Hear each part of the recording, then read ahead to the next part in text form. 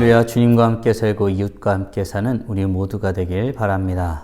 우리가 살아가면서 때로는 하나님과 거리가 먼 선택을 할 때가 있습니다. 어떤 사람은 자신이 해야 하는 일 때문에, 어떤 사람은 자신이 하고 싶어 하는 일 때문에, 또 어떤 사람은 마음의 여력이 되지 않아서 하나님과 거리가 먼 선택을 할 때가 있습니다. 그런데 이유야 어찌 되었든 하나님과의 거리가 먼 선택으로 인하여 점점 힘들어하는 사람들을 보게 됩니다. 결국 이런 말을 하게 되는 때가 오지요. 나는 이렇게 열심히 사는데 왜 힘들고 지치지?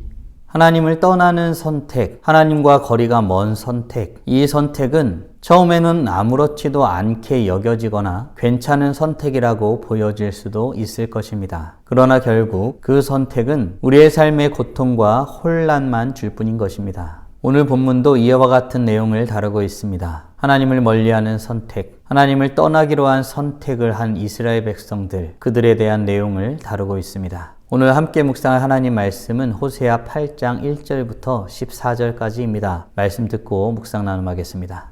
나팔을 내 입에 댈지어다.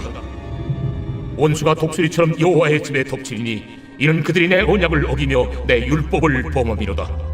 그들이 장차 내게 부르짖기를 나의 하나님이여 우리 이스라엘이 주를 아나이다 하리라. 이스라엘이 이미 선을 버렸으니 원수가 그를 따를 것이라.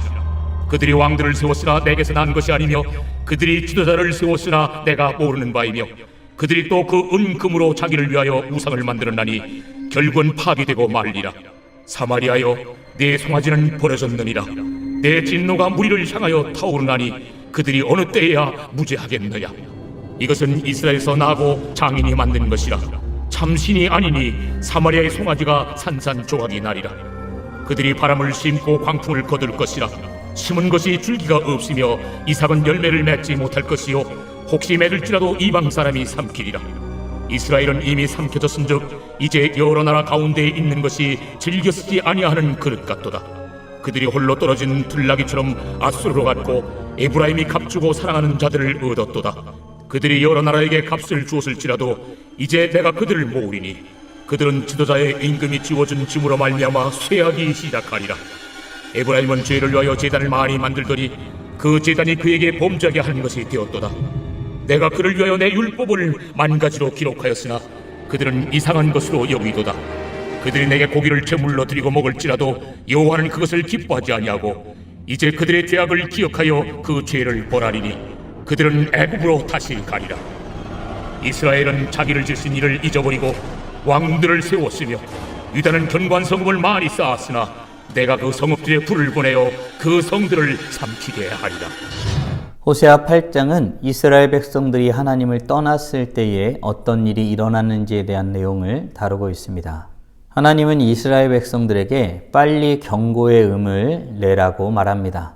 빨리 나팔을 입에 대고 경고하라는 것이지요. 과연 어떤 이유 때문에 이러한 경고를 시급하게 알려야 하는 것일까요? 1절부터 3절까지 말씀으로 확인해 보겠습니다.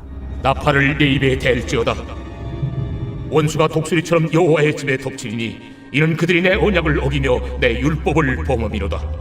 그들이 장차 내게 부르짖기를 나의 하나님이여 우리 이스라엘이 주를 아나이다 하리라.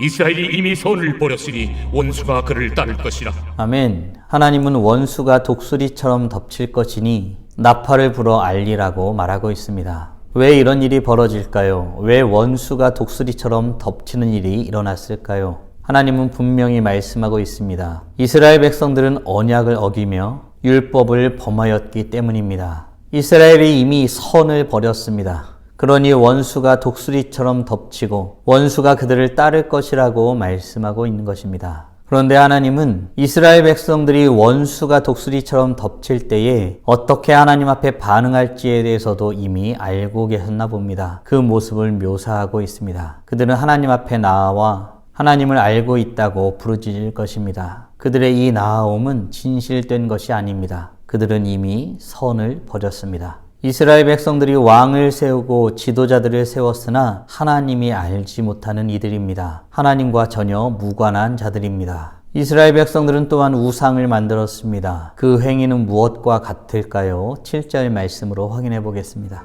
그들이 바람을 심고 광풍을 거둘 것이라.